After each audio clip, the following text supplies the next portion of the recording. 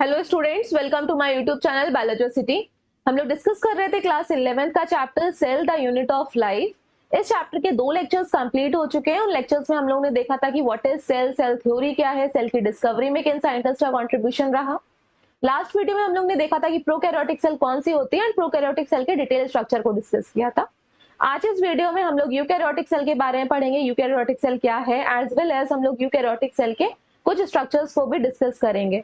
जिन्होंने अभी तक वो लेक्चर्स नहीं देखे हैं, आप चैनल की प्लेलिस्ट में जाकर उन लेक्चर्स को देख सकते हो। प्लेलिस्ट का नाम है क्लास 11। इस प्लेलिस्ट में आपको सिर्फ क्लास 11 के ही वीडियोस मिलेंगे। एंड जिन्होंने अभी तक चैनल को सब्सक्राइब नहीं किया है, प्लीज सब्सक्राइब कर लीजिए, जिससे कि जो भी अपकमिंग वीडियोस आपके अपलोड होंगे उनका नोटिफिकेशन आपको टाइम टू टाइम मिलता रहेगा। स्टार्ट करते हैं टाइप्स ऑफ सेल से। सेल को हम लोगों ने on the basis of nuclear organisation के बेसिस पे सेल को हम लोगों ने 2 टाइप्स में क्लासिफाई किया था। One is prokaryotic cell and another one is eukaryotic cell. Prokaryotic cell में क्या था कि न्यूक्लियस एब्सेंट था, न्यूक्लियस प्रेजेंट ही नहीं था, लेकिन यूकैरियोटिक सेल में न्यूक्लियस प्रेजेंट था, nucleus is present. Prokaryotic cell को कंट्रोल करने के लिए भाई जो भी सेल होगी उसको कंट्रोल कौन करता है? एक मॉलिक्यूल है जिसका नाम क्या है? डीएनए। ठीक है। प्रोकैरियोटिक सेल में ये जो डीएनए है, जो सेल का मालिक है, वो किसी स्ट्रक्चर के अंदर क्लोज नहीं था, कोई बाउंड्री नहीं थी, ये स्ट्रक्चर कोई भी प्रेजेंट नहीं था प्रोकैरियोटिक सेल में। तो नेकेड डीएनए इज प्रेजेंट। इस तरह से नेकेड डीएनए किसी भी बाउंड्री के अंदर इनक्लोज नहीं है। तो इन prokaryotic cell naked DNA is present. जो आपका सेल का मालिक है उसका कोई अलग से कैबिन नहीं है। ठीक है। जहां जिस रीजन में ये प्रेजेंट होता है उस बाउंड्री तो नहीं है भले ही, लेकिन उस उतने रीजन को हम क्या बोलते हैं? न्यूक्लियोइड। तो प्रोकैरियोटिक सेल में न्यूक्लियोइड प्रेजेंट है। ठीक, ये देखा था। नाउ नेक्स्ट हमारा क्या है? Eukaryotic cell. यूकैरियोटिक सेल में न्यूक्लियस प्रेजेंट है। Now what is nucleus? ये जो डीएनए है एक स्ट्रक्चर के अंदर इनक्लोज्ड है, एक बाउंड्री के अंदर इनक्लोज्ड है, इस बाउंड्री के अंदर इनक्लोज्ड है। इस बाउंड्री वाले स्ट्रक्चर को हम लोग एक साथ पूरा क्या बोलते हैं? न्यूक्लियस। तो यूकैरियोटिक सेल में न्यूक्लियस प्रेजेंट है। इसमें जो डीएनए है वो बाउंड्री के अंदर इनक्लोज है, तो डीएनए आपका बाउंड्री के अंदर है। ठीक है। बाउंड्री का नाम क्या है? Nuclear membrane. यूकैरियोटिक सेल में ज्यादा पार्ट्स होते हैं, उसके अंदर ज्यादा सेल पार्ट्स, सेल के पार्ट्स को क्या बोलते हैं? सेल ऑर्गेनल ना। तो यूकैरियोटिक सेल में सेल ऑर्गेनल्स प्रेजेंट होते हैं ज्यादा। ठीक है। एंड वो सेल ऑर्गेनल मेम्ब्रेन बाउंड होते हैं, ज्यादातर मेम्ब्रेन बाउंड, मतलब इसकी कवरिंग होगी हर एक स्ट्रक्चर की। लेकिन प्रोकैरियोटिक सेल में क्या है? Membrane bound cell organelle absent है। कोई भी जो भी ऐसा स्ट्रक्चर है जिसकी आउटर मोस्ट कवरिंग होगी, ये प्रोकैरियोटिक सेल में नहीं होते हैं। सेल के एक बार prokaryotic cell and eukaryotic cell के वर्ड्स को भी हम लोग ब्रेक कर लेते हैं। ये हम लोगों ने लास्ट वीडियो में देखा था, यहाँ पे फिर से देख लेंगे। प्रो मतलब क्या होता है? प्रो मीन्स होता है प्रिमिटिव। प्रो मीन्स क्या होता है? Pro means primitive, primitive. And karyon word का मतलब होता है न्यूक्लियस। तो प्रिमिटिव मतलब होता है पुराने टाइप का। तो पुराने टाइप का न्यूक्लियस के अंदर से न्यूक्लियस है ही नहीं, डीएनए आपका नेकेड प्रेजेंट है, और उस रीजन को हम लोग क्या बोल दे रहे हैं? न्यूक्लियोइड। तो पुराने टाइप का न्यूक्लियस है, पुराने टाइप की सेल है ये। ठीक, लाइक मोबाइल फोन। पहले मोबाइल फोन कैसे थे आपके? टाइप वाले थे, सिर्फ कॉल कर लो या मैसेज दे दो, कम्युनिकेशन के लिए ही थे। लेकिन आजकल के क्या है? एडवांस फीचर्स भी आ गए। तो यूकैरियोटिक सेल हमारी एडवांस मोबाइल है, स्मार्टफोन है, सारे फीचर्स भी ऐड है, कैमरा भी ऐड है, रिकॉर्डिंग भी ऐड है, वीडियो भी बना लो आप, गाने भी सुन लो, यूट्यूब भी है, चैटिंग वाले कितने सारे ऐप हैं। तो यहाँ पे यूकैरियोटिक सेल में फीचर्स एक्स्ट्रा है, तो वहां पे पार्ट्स भी सेल के ज्यादा होंगे काम करने के लिए, तो सेल ऑर्गेनल प्रेजेंट होते हैं। और जो आपका मेन सेल को कंट्रोल करने वाला मॉलिक्यूल है डीएनए, वो न्यूक्लियस के अंदर है। तो यू वर्ड का मतलब होता है ट्रू, असली का, फर्जी का नहीं। एंड कैरियन वर्ड का मतलब था न्यूक्लियस। तो यहाँ पे ट्रू न्यूक्लियस प्रेजेंट है, न्यूक्लियोइड नहीं है, रीजन नहीं है, बाउंड्री के अंदर प्रेजेंट है, इसलिए हम इसको क्या बोलते हैं? Eukaryotic cell. यूकैरियोटिक सेल को देख लेते हैं। सी, ये यूकैरियोटिक सेल प्रोटिस्टा में भी पाई जाती है, प्लांट में भी पाई जाती है, एनिमल में भी पाई जाती है, एंड फंगी में भी पाई जाती है। Now what are protist, plant, animal and fungi? See, जितने भी ऑर्गेनिज्म है ना, लिविंग ऑर्गेनिज्म, हम लोगों ने उनको 5 किंगडम में क्लासिफाई किया है। एक सेकेंड। जितने भी लिविंग ऑर्गेनिज्म है, we have classified all the organism into 5 kingdom. 5 kingdom में क्लासिफाई किया है। देखिए, 5 किंगडम में पहले के जो 2 किंगडम है, इसमें यूनिसेलुलर ऑर्गेनिजम्स है, यूनिसेलुलर। तो आप पूछोगे कि मैम जब ये दोनों में यूनिसेलुलर ऑर्गेनिज्म है तो क्यों हमने इनको 2 किंगडम में डिवाइड किया है? भाई दोनों में ही यूनिसेलुलर है तो एक ही किंगडम में हम रखते हैं। क्लासिफिकेशन ज्यादा जरूरी है स्टडी के लिए, इसलिए हमें क्लासिफाई तो करना ही पड़ेगा लिविंग ऑर्गेनिज्म की स्टडी करने के लिए। तो ये जो आपके दो किंगडम है, एक पहले वाले का नाम है मोनेरा, मोनेरा, एंड दूसरे वाले किंगडम का नाम क्या है, प्रोटिस्टा। ठीक है, दोनों में ही यूनिसेलुलर ऑर्गेनिज्म है। Now what is the difference between these two kingdom? See, जो आपका मोनेरा है, यहाँ पे जो सेल है ये सिंगल सेल है, ये आपकी कैसी है, प्रोकैरियोटिक है, प्रोकैरियोटिक। एंड जो प्रोटिस्टा में ये सिंगल सेल है, ये आपकी यूकैरियोटिक है, इट इज यूकैरियोटिक। ठीक है, तो इसलिए आपके दो अलग अलग किंगडम है यहाँ पे। नेक्स्ट जो आपका किंगडम है, it is fungi kingdom, fungi. ठीक है, फंगी किंगडम में आपके ये मल्टीसेलुलर है, ये बाकी के जो लास्ट के हैं ना, ये मल्टीसेलुलर है। प्लांटी भी आएगा, ये 5 किंगडम हो गया हमारे, प्लांटी एंड एनिमेलिया। हम यहाँ पे पूरा क्लासिफिकेशन सिस्टम नहीं बता रहे हैं आपको, सिर्फ जनरल एक आउटलाइन बता रहे हैं। फंगी में क्या हुआ, पहले फंगी को प्लांटी में रखा गया, तो फंगी क्योंकि हेट्रोट्रॉफिक है, प्लांट में तो वही आएंगे ना जो ऑटोट्रॉफिक होंगे, तो ये फंगी आपका ना तो मूव कर पाती है एनिमल की तरह लोकोमोशन भी नहीं है, ना ही प्लांट की तरह ऑटोट्रॉफिक है, तो ये किसी भी किंगडम में फिट नहीं हो रही थी, क्योंकि ये कैसी थी, ये यूकैरियो मल्टीसेलुलर थी, मल्टीसेलुलर हम इसको यूनिसेलुलर में रख भी नहीं सकते। ठीक है, ठीक, और कैसी थी, ऑटोट्रॉफिक नहीं थी, हेट्रोट्रॉफिक थी, सेप्रोफिटिक थी, खाना अपने आप बनाती ही नहीं थी, और एनिमल की तरह लोकोमोशन नहीं था, तो फंगी का अलग किंगडम बना दिया। इसके बाद प्लांट में वो ऑर्गेनिज्म रखे गए जो कि आपका खाना खुद अपने आप बनाते हो, तो प्लांटी आ गया, ये भी आपके कैसे हैं, मल्टीसेलुलर है। ठीक है, मल्टीसेलुलर। एंड एनिमल भी हमारे मल्टीसेलुलर है, सारे के सारे यूनिसेलुलर नहीं है। ठीक है, यूनिसेलुलर का तो स्टार्टिंग के यही दो आपके जो किंगडम है, मोनेरा एंड प्रोटिस्टा, यही यूनिसेलुलर थे। तो एक बार अगर हम लोग का डेवलपमेंट हो गया प्रोटिस्टा से, देखिएगा प्रोटिस्टा से, या प्रोटिस्टा से अब फर्दर जितना भी आगे डेवलपमेंट होगा वो आगे पास ऑन जरूर होगा, ऐसा नहीं कि बैक साइड पे ये कैरेक्टरिस्टिक आप आगे नहीं जाएगी, आगे वाले जो भी किंगडम है उसमें होगी ही होगी। तो प्रोटिस्टा में, फंगी में, प्लांटी में एंड एनिमेलिया में जितनी भी सेल्स हैं वो आपकी यूकैरियोटिक है, सिर्फ मोनेरा को छोड़ के, मोनेरा में आपके बैक्टीरिया आते हैं। आई होप ये आपको क्लियर हो गया होगा। तो यूकैरियोटिक सेल किस में आती है, किसके किसके ऑर्गेनिज्म है, प्रोटिस्टा के, प्लांटे के, एनिमल्स के एंड फंगी के। नेक्स्ट आपका पॉइंट क्या है, extensive compartmentalisation, focus on this word, compartmentalisation, compartment बनने, कहां पे हो रहा है, cytoplasm, through the presence of membrane bound organelles. देखिए क्या होगा, अगर ये मैं आपकी एनिमल सेल को ड्रॉ करती हूँ, ये 1 सेकेंड, हाँ, this is your animal cell. Outermost structure animal cell में आपका होता है सेल मेम्ब्रेन, जो कवरिंग होती है ना किसी भी चीज की, उसको मेम्ब्रेन वर्ड हमने दिया है, तो ये मेम्ब्रेन प्रेजेंट है। अब इसके अंदर जो फिल्ड सब्सटेंस है उसका नाम हम लोग क्या बोल रहे थे, साइटोप्लाज्म। साइटोप्लाज्म इसके अंदर भरा हुआ होगा, पूरे में भर देते हैं, पूरे में साइटोप्लाज्म। अब क्या है, कंपार्टमेंट हो गए, ये साइटोप्लाज्म डिवाइड हो गया अलग अलग कंपार्टमेंट से। कैसे डिवाइड हुआ, इसमें भाई प्रेजेंट है ना membrane bound organelle, eukaryotic cell का फीचर है, इसके अंदर जो भी पार्ट्स प्रेजेंट है वो मेम्ब्रेन बाउंड है, उनकी कवरिंग जरूर है। तो हम सबसे पहले ड्रॉ करते हैं controlling centre, it is nucleus. Nucleus, अब न्यूक्लियस की मेम्ब्रेन हो गई है। ठीक, अब न्यूक्लियस से स्टार्ट होता है एक और स्ट्रक्चर है जिसको हम क्या बोलते हैं, एंडोप्लाज्मिक रेटिकुलम, जो आपका पूरा एक्सटेंड कर जाता है सेल मेम्ब्रेन तक का। ठीक है, मैंने रफली ड्रॉ कर दिया है, ये आपका एंडोप्लाज्मिक रेटिकुलम एक स्ट्रक्चर है सेल का, इस ER शॉर्ट में लिख दे रहे हैं, ये मैंने न्यूक्लियस बनाया, न्यूक्लियस, ये सब मेम्ब्रेन बाउंड स्ट्रक्चर है। यहाँ पे मैं गोल्जी को ड्रॉ कर देती हूँ, here Golgi is present, Golgi apparatus, ये भी एक स्ट्रक्चर, सबका हम 1 बाय 1 सबका काम देखेंगे इस चैप्टर में। फिर यहाँ पे आपके मेम्ब्रेन बाउंड स्ट्रक्चर में आ जाता है लाइसोसोम, माइटोकॉन्ड्रिया प्रेजेंट होता है, माइटोकॉन्ड्रिया, माइटोकॉन्ड्रिया प्रेजेंट है। ठीक है, तो अब ये क्या है, ये जो मेम्ब्रेन बाउंड स्ट्रक्चर है, इससे जो साइटोप्लाज्म में डिवाइड हो गया ना अलग अलग कंपार्टमेंट में, इतना रीजन अलग हो गया। ठीक है, फिर उसके बाद ये वाला रीजन अलग हो गया, नेक्स्ट इतना रीजन अलग हो गया, तो ये अलग अलग कंपार्टमेंट्स में डिवाइड हो गया, ये वाला रीजन अलग हो गया। तो साइटोप्लाज्म का तो डिवीजन हो गया, कंपार्टमेंट्स में डिवाइड हो गया, किसकी वजह से डिवाइड हो गया, because of these membrane bound cell organelles, membrane bound cell organelles की वजह से ये आपका साइटोप्लाज्म में कंपार्टमेंट बन गया, अलग अलग एरिया बन गया, उसको हम क्या बोल रहे हैं, कंपार्टमेंटलाइजेशन। अब हम आप प्लांट सेल के स्ट्रक्चर में देख लीजिए, ये आपकी प्लांट सेल है, देखिए कितने सारे पार्ट्स प्रेजेंट हैं। इस पार्ट की वजह से आपका देखो साइटोप्लाज्म अलग अलग, यहाँ का अलग साइटोप्लाज्म है, न्यूक्लियस के और एंडोप्लाज्मिक बीच का अलग साइटोप्लाज्म डिवाइड हो गया, इधर का अलग साइटोप्लाज्म डिवाइड हो गया, इस साइड का अलग साइटोप्लाज्म डिवाइड हो गया, इन गोल्जी के पास का अलग साइटोप्लाज्म डिवाइड हो गया। तो ये कंपार्टमेंट्स बन गए यहाँ पे, इसलिए ये वर्ड बोला गया है एक्सटेंसिव कंपार्टमेंटलाइजेशन। देखिए कितना ज्यादा कंपार्टमेंटलाइजेशन, तरह तरह से स्पेस में ये डिवाइडेड है। किसकी वजह से है?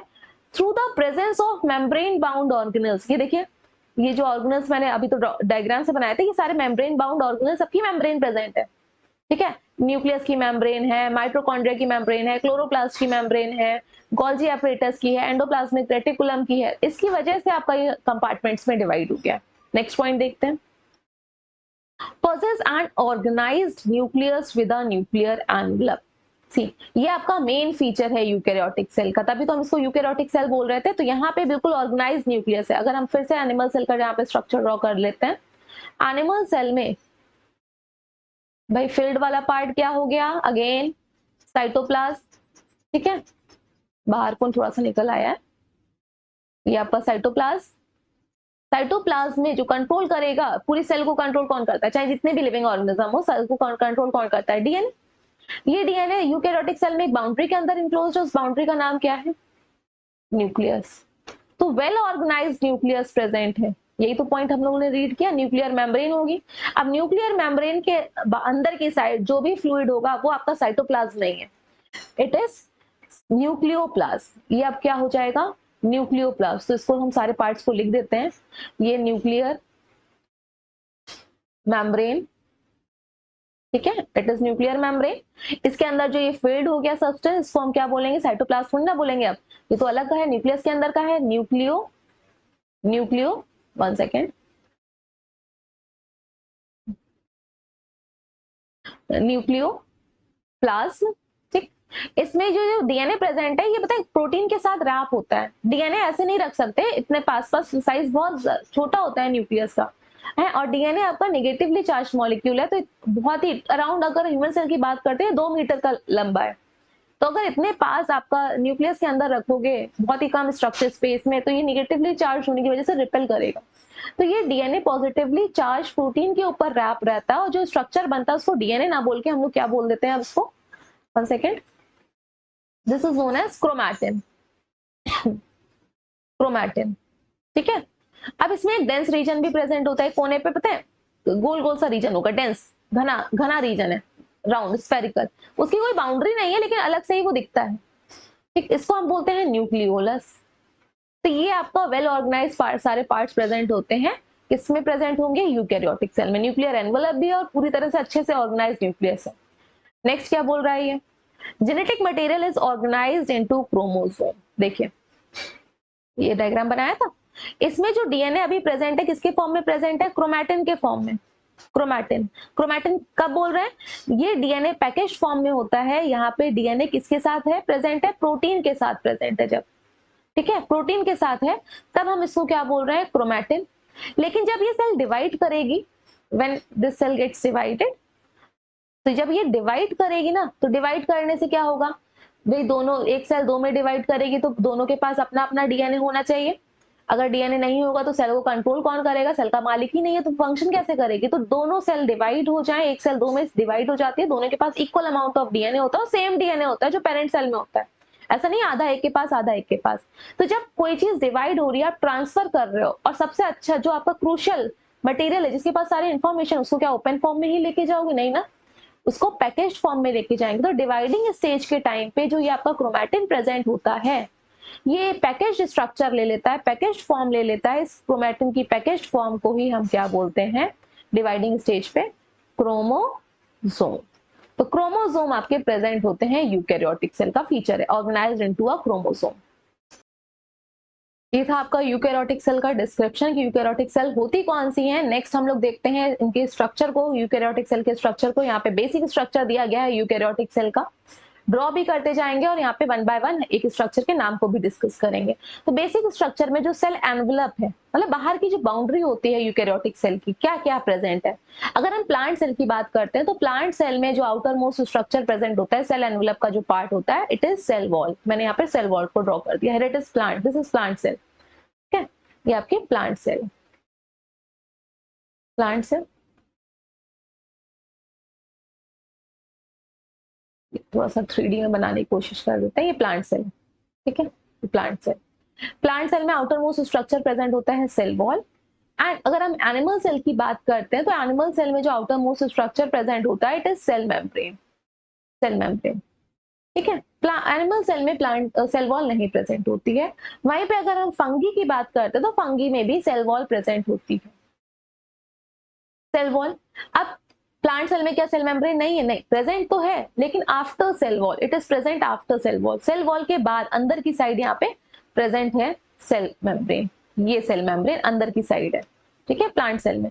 तो प्लांट सेल में दोनों ही स्ट्रक्चर प्रेजेंट है, सेल वॉल भी प्रेजेंट है as well as plasma membrane, या फिर आप सेल मेम्ब्रेन दोनों ही बोल सकते हो। प्लांट सेल में दोनों प्रेजेंट है, लेकिन एनिमल सेल में आउटर मोस्ट स्ट्रक्चर क्या है? सेल मेम्ब्रेन ही है, प्लाज्मा मेम्ब्रेन ही है। इसके बाद नेक्स्ट आपका क्या बेसिक स्ट्रक्चर में आ रहा है भाई? आपने बाउंड्री हटा दी, अंदर की तरफ कुछ फिल होगा, उस फिल्ड सब्सटेंस को हम लोग क्या बोल रहे हैं? साइटोप्लाज्म। साइटोप्लाज्म बना लेते हैं, यहाँ पे पूरे में भर देते हैं साइटोप्लाज्म। ये साइटोप्लाज्म हो गया आपका इस पूरे सेल के अंदर, ठीक।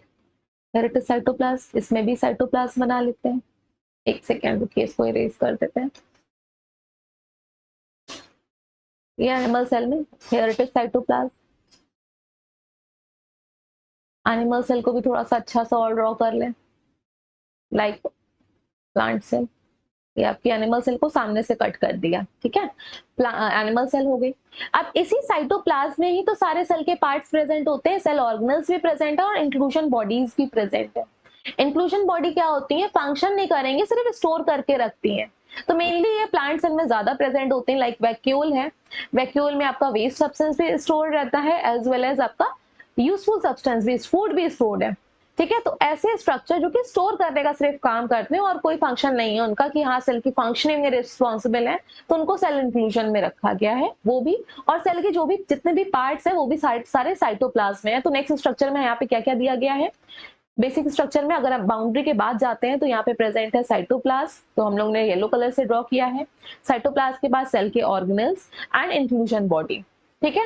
एंड यूकैरियोटिक सेल में क्योंकि न्यूक्लियस प्रेजेंट होता है तभी हम उसको यूकैरियोटिक सेल बोल रहे हैं। तो लास्ट में आपका न्यूक्लियस होगा जिसके अंदर डीएनए किसके अराउंड होगा? रैप अराउंड होगा, पॉजिटिवली चार्ज प्रोटीन के जो स्ट्रक्चर बनेगा उसको क्रोमैटिन बोलते हैं।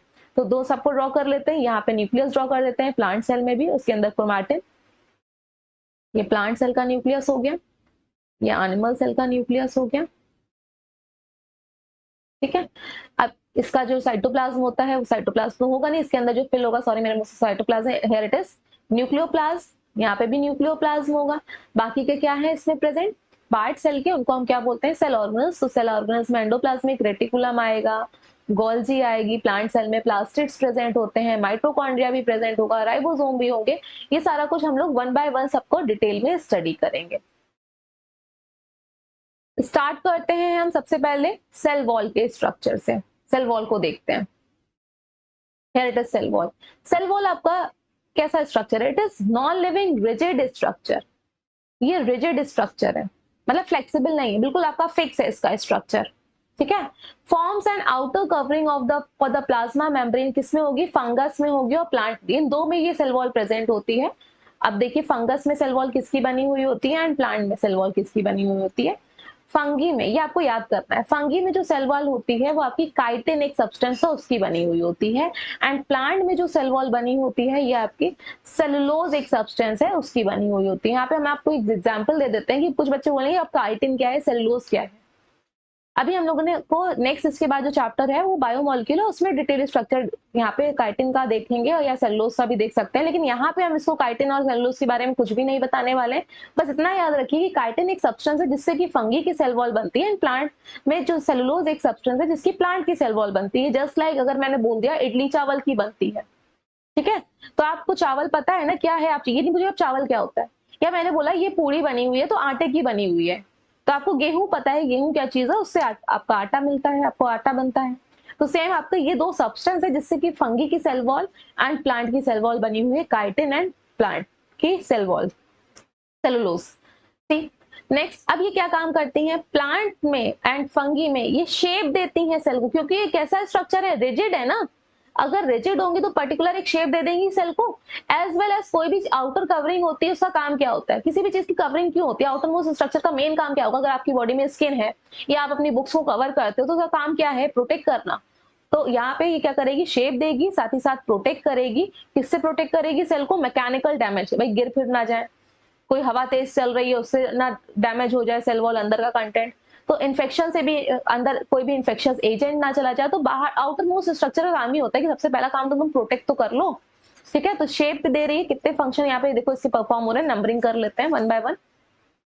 फर्स्ट क्या था, गिव शेप फर्स्ट, फिर उसके बाद क्या कर रही थी, प्रोटेक्ट कर रही थी। किससे प्रोटेक्ट कर रही थी, ए मैकेनिकल डैमेज से, दूसरा किससे, बी इन्फेक्शन से। तो दो काम हो गए, एक आपका शेप देना क्योंकि ये रिजिड स्ट्रक्चर है, दूसरा प्रोटेक्ट करना। प्रोटेक्ट किससे करना, मैकेनिकल डैमेज, कोई चीज गिर ना, अगर सेल गिर जाए या फिर आपका कोई थोड़ा सा हवा तेज ज्यादा ब्लो कर रही है।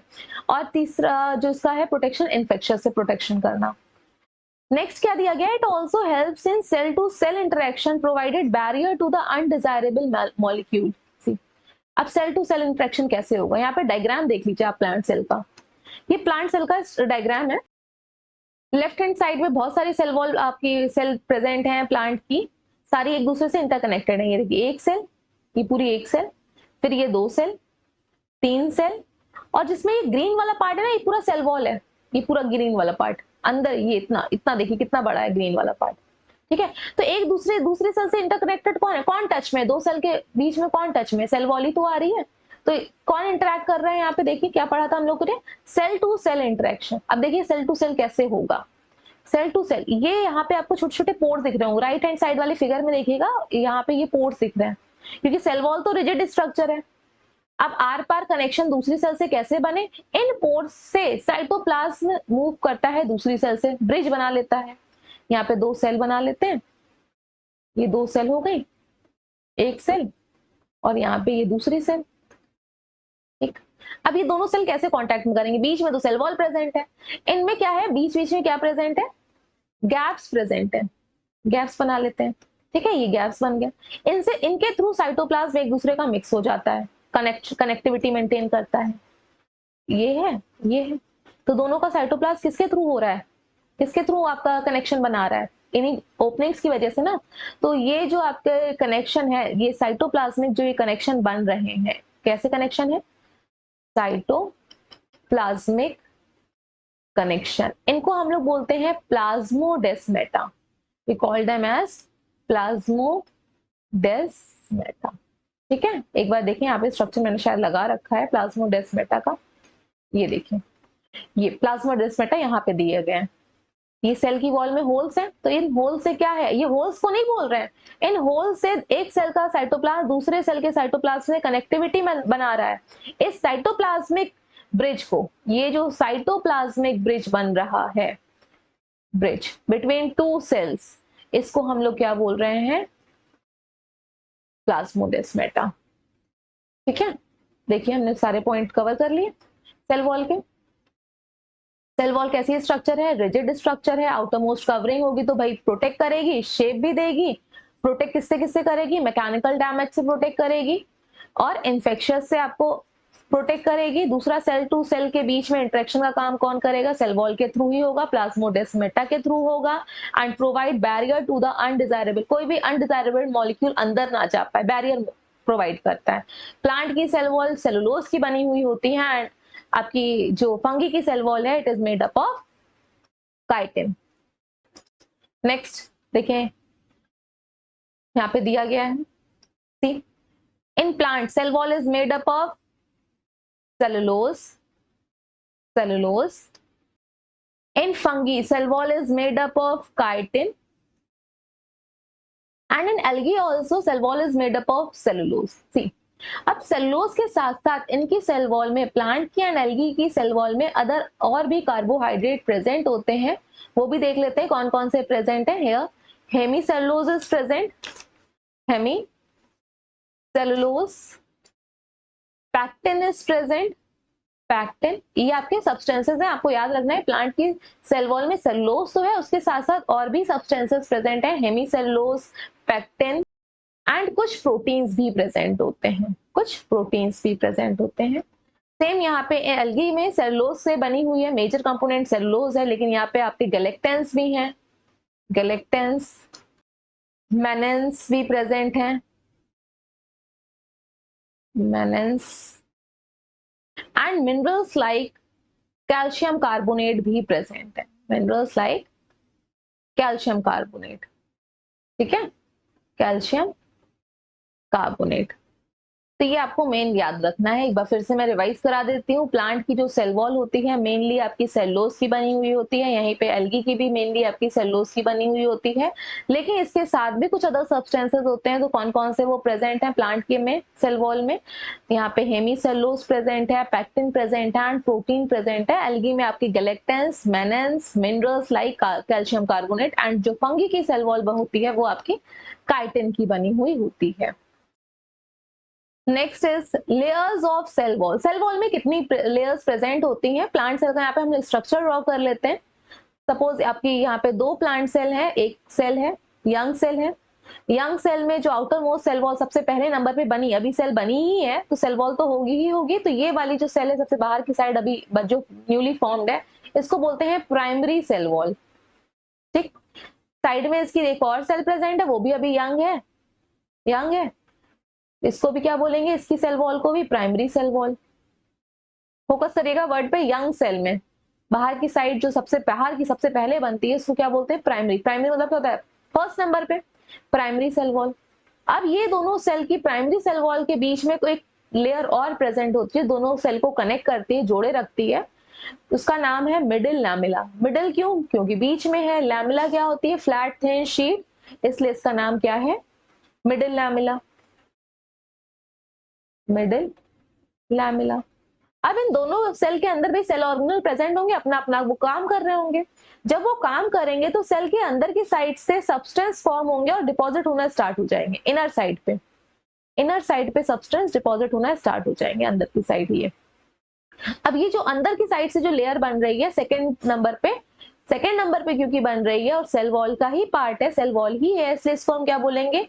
Secondary cell wall. और जो प्राइमरी वाली थी वो डिमिनिश हो जाती है, खत्म हो जाती है, स्थिर होती है, स्टार्टिंग में ही बनती है। यंग सेल में जैसे जैसे सेल बड़ी होती है, अंदर सेल के अंदर से साइड से सब्सटेंस डिपॉजिट होना शुरू हो जाते हैं। अब हम इसको क्या बोलेंगे? Secondary cell wall. Second number बन रही है ना, इसलिए secondary cell wall, secondary cell wall. यहाँ पे भी आपकी सेकेंडरी सेल वॉल। अब जब आप एक सेल के स्ट्रक्चर को देखिए, सबसे बाहर आपको क्या दिख रहा है? सबसे फर्स्ट नंबर पे आपको क्या दिख रही है? Middle lamella. तो आउटर मोस्ट आपकी मिडिल लैमेला प्रेजेंट होती है। उसके बाद क्या प्रेजेंट है? आपकी primary cell wall. Primary cell wall next number पे, प्राइमरी सेल वॉल। और इनर मोस्ट आपकी कौन सी होती है? Secondary. Secondary cell wall innermost है ये वाली। ठीक है, तो आपकी 3 लेयर हो गई हैं। डायग्राम में एक बार देखिए, यहाँ पे see right hand left hand side पे देखिएगा, मिडिल लैमेला क्या है? दो सेल के बीच में यहाँ पे प्रेजेंट है। सेकेंडरी वाली क्या थी? अंदर की साइड जो ये प्रेजेंट है, अंदर की साइड वाली सेकेंडरी वाली थी। और सेकेंडरी से बाहर मिडिल लैमेला के अंदर साइड से कौन सी है आपकी बीच में? Primary wall. ये आपकी वॉल प्रेजेंट है। यहाँ पे एक और डायग्राम दिया गया है, देखिए ये दो एडजेसेंट सेल की वॉल दे रखा गया है, नीचे लिखा है LS मतलब cell wall, longitudinal section of the cell wall of 2 adjacent cell. ये एक सेल 1 है, हाईलाइट कर देते हैं। यहां से यहां तक एक है और यहां से यहां तक दूसरी सेल का पार्ट है। इतना एक सेल का पार्ट है, इतना दूसरी सेल का पार्ट है। इन दोनों के बीच में जो लेयर प्रेजेंट है इसका नाम क्या है? Middle lamella. तो मिडिल लैमेला सबसे बाहर की लेयर है। इसके बाद कौन सी आ रही है आपकी? Primary cell wall. Primary cell wall ये दी गई है, primary cell wall. Primary cell wall धीरे धीरे टाइम के साथ डिमिनिश हो जाती है और अंदर की साइड सेकेंड साइड से सब्सटेंस कलेक्ट होता है, क्या बनाता है? सेकेंड नंबर पे सेल वॉल। अब नीचे देखिए, यहाँ पे लिखा होगा S1 S2 S3। S1 सबसे पहले बनी होगी, डिपॉजिट हुई होगी, तो सबसे अंदर की साइड है, ये देखिए सबसे अंदर की साइड शो हो रहा है यहाँ पे। ठीक है, उसके बाद फिर से और सब्सटेंस डिपॉजिट हो गया अंदर की साइड से, तो ये सेकंड नंबर वाली सेकेंडरी सेल वॉल हो गई। सेकेंडरी वॉल बोलेंगे लेकिन सेकंड नंबर की हो गई ये वाली। ठीक है, और थर्ड वाली सबसे अंदर की। तो इस तरह से डिपॉजिट होता रहता है, जिसकी वजह से जो अंदर का ल्यूमेन है, जो अंदर की स्पेस है जहाँ साइटोप्लाज्म, वो आपका छोटा हो गया। जहाँ पे साइटोप्लाज्म भरा होता है ये ल्यूमेन लिखा हुआ है, छोटा हो गया। ये आपकी सेकेंडरी नंबर पे 1 सबसे बाहर, फिर 2 वाला डिपॉजिट हुआ, 3 वाला हुआ, फिर सबसे बाहर की साइड प्राइमरी ये वॉल बनी हुई है। प्राइमरी वाले को हाईलाइट कर देते हैं। ये आपकी प्राइमरी बनी हुई है, ये वाली, ठीक है। प्राइमरी के बाहर कौन सी बनी हुई है, प्राइमरी के बाहर कौन सी है, ये middle lamella, here it is middle lamella. तो ये तीनों लेयर्स प्रेजेंट है। सबसे पहले आपकी मिडिल लैमेला बनी होगी। अब देखिए ये बनी किसकी हुई होती है, इरेज कर देते हैं, यहाँ पे देखते हैं। चलिए, ये जो मिडिल लैमेला है, it is made up of calcium pectate. लिख लीजिएगा अपने पास, ये जो मिडिल लैमेला है किसकी बनी हुई है, कैल्शियम पैक्टेट। और ये सीमेंटिंग का काम कर रही है, दो सेल को जोड़े रखने का काम कर रही है, पैक्टेट, ठीक है। प्राइमरी सेल वॉल जो बनी हुई है, primary cell wall, it is made up of cellulose and hemicellulose. It is made up of cellulose and hemicellulose. ये सब्सटेंसेस है जिनकी ये बनी हुई होती है, आपको ऐसा चाहिए, इनके नाम याद रखने हैं। एंड सेकेंडरी जो सेल वॉल है, टफ सब्सटेंस यहाँ पे डिपॉजिट हो जाएगा, बहुत ही ज्यादा हार्ड हो जाएगा, तो इसमें ये जो बनी हुई होती है secondary cell wall, it is made lignified, lignin की लिग्निफाइड हो जाती है, लिग्निन जमा हो जाता है अंदर की साइड से, एंड इसमें सुबेरिन जमा हो जाता है, इसलिए बोलते हैं इसको लिग्निफाइड एंड सुबेरिनाइज्ड। ये डिपॉजिट हो जाता है ना अंदर साइड, जो हमने बनाया था ये अंदर की साइड से, तो लिग्निन आ गया, एक सब्सटेंस है, जो आपका सुबेरिन है वो आ गया, हार्ड बना दिया, तो लिग्निफाइड होती है और सुबेरिनाइज्ड होती है।